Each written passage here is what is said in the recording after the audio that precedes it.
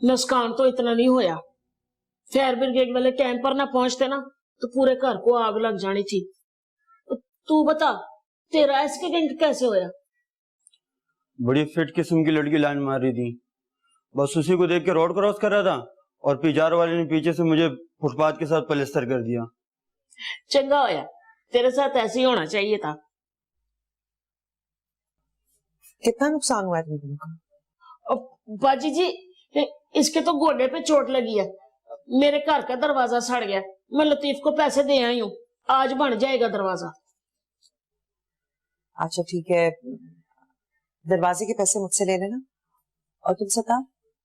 वो जी इसके गोडे पे चोट लगी है पर ये बोलेगा नहीं, खास तौर पर आपके सामने तो एक लफ्ज नहीं आखड़ा। अल्लाह का शुक्र है तुम दोनों तो बच गए ना। दरवाजे के पैसे ले लेना और सतार तुम अपने इलाज के, फिक्र ना करना, ठीक है?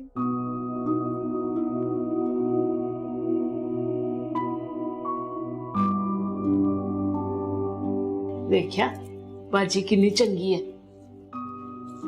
बोल दिया कर बाजी के सामने, हर बात मुझे कहनी पड़ती है। सायरा,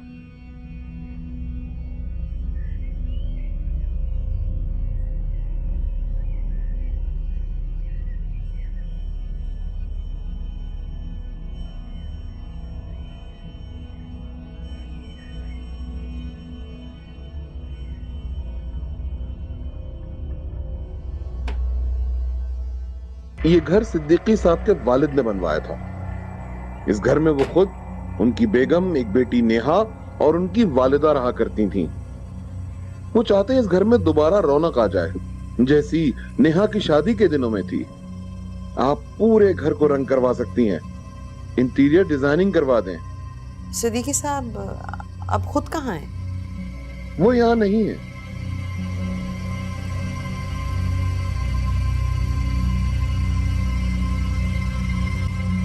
जाने कब से इंतजार कर रहे थे तुम्हारा।